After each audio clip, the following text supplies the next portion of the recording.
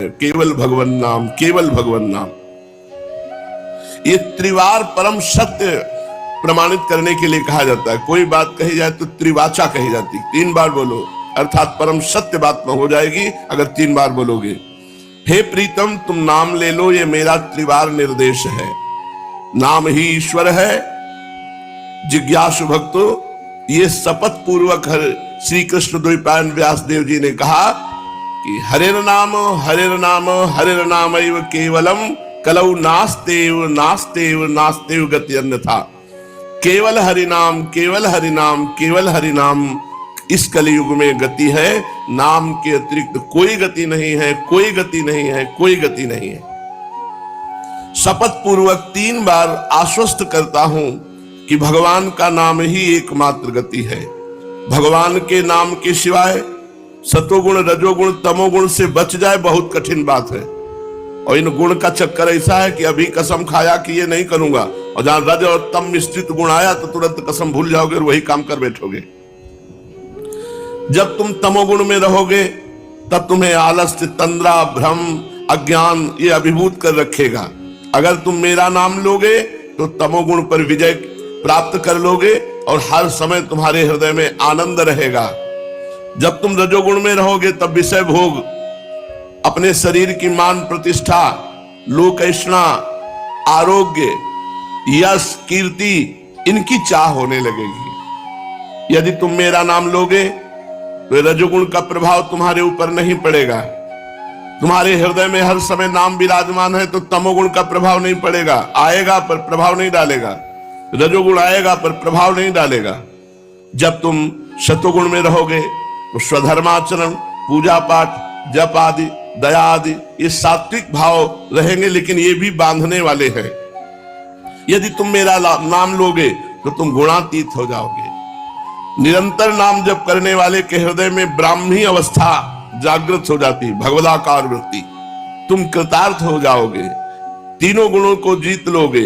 इसीलिए कहा है हरेर नाम हरेर नाम हरेर नाम केवलम। सतोगुण में नाम, रजोगुण में नाम, तमोगुण में नाम जप करो तो गुणातीत हो जाओगे। तुम जो एक भाव में सदैव एक रस में स्थिर नहीं रह पाते हो, सैकड़ों चंचलताएं तुम्हारे को विक्षेप देती हैं। कुछ तो पूर्व जन्मों के कर्म दोषों का परिणाम है और कुछ है वर्तमान के सुने देखे हुए भोगों की चंचलता। तुम मेरा नाम लो, कोई भी कर्म दोष नहीं रह जाएगा। पूर्व जन्म का कोई भी कर्म दोष तुम्हें विक्षेप नहीं डालेगा। मेरा नाम लो। इस जन्म के नाना प्रकार के भोग, अपराध की प्रवृत्तियां जो तुम्हें कष्ट देने वाली है, विक्षेप देने वाली है, वो सब नष्ट हो जाएंगी। पूर्व जन्म के कर्म दोष और इस जन्म के जो देखे सुने भोगे हुए विक्षेप प्रदान करने वाले हैं, वो सब नाम जप करने से नष्ट हो जाएंगे। अरे 2 जन्मों की बात ही नहीं कह रहा, पूर्व जन्म और इस जन्म, शास्त्रों, करोड़ों, अनेकों जन्मों के पाप आचरण, पुण्य आचरण ये सब भस्म हो जाएंगे।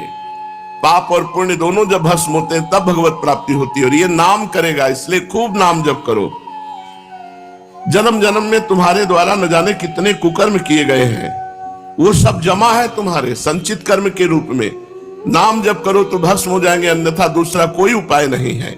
नाम जप कर्मों का क्षय कर देगा, नाश कर देगा। तुम केवल मेरा नाम लो, इस जन्म पर विजय पाओगे। पूर्व जन्म के सब कर्म भस्म हो जाएंगे, आवागमन मिट जाएगा। केवल मेरा नाम लो और बचपन से नाम जप का अभ्यास करो। ये जिन लोगों को ये भ्रम है कि ये अवस्था कोई भजन करने की है, क्या बचपन की अवस्था, जवानी की अवस्था ये भोगों के लिए है, बुढ़ापा है भजन का। तो किसी बूढ़े से पूछो कितना भजन करते हो जो बचपन में भजन न किया हो, जवानी में भजन न किया हो।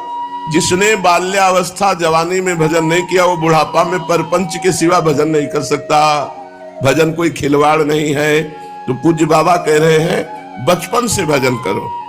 बचपन से माता पिता को चाहिए कि 5 मिनट ही सही अपने बच्चों को बैठा लें। देखो तुम्हारे लिए नाश्ता तैयार कर रहे हैं, तुम 5 मिनट राधा राधा नाम का कीर्तन करो, फिर आप देखना आपके बच्चे कितने उन्नतिशील होंगे।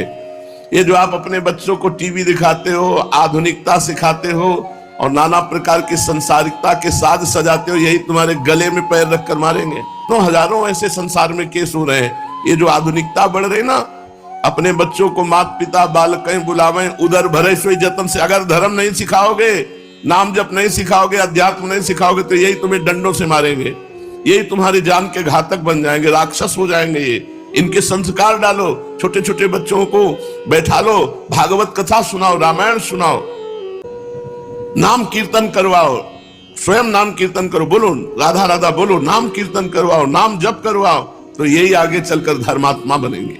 नाम जापक का हृदय इतना शीतल और द्रवित होता है कि वो ऐसे कठोर बात सोच ही नहीं सकता है। सोचो, माँ और पिता ये तो साक्षात भगवान की प्रतिमूर्ति है, जो इनका अपमान करते हो कितने बड़े राक्षस होंगे। ये कलयुग का प्रभाव है। माँ नहीं मात पिता नहीं देवा और साधुन से करवावे सेवा। एक इंजीनियर आए थे गुरु जी के यहाँ, तो गुरु जी तो सेवा में थे, सुकुमारी शरण गुरु जी की सेवा में थे, गुरु जी श्री जी की सेवा में थे। तो जब बाहर निकले तो सुकुमारी शरण कहा, ए बाबा जरा पानी लाना। और गुरु जी अंदर बैठे, बाहर निकल आए, क्या कहा? अब वो तो घबरा गए, नहीं अपने शब्द दोबारा बोलो। उनका, ए बाबा पानी लाना, तुम्हारे नौकर है, अगर तुम्हें प्यास लगी थी तो तुम्हें दैन्यता से मांगना चाहिए, तो साधुन ते करवावे सेवा।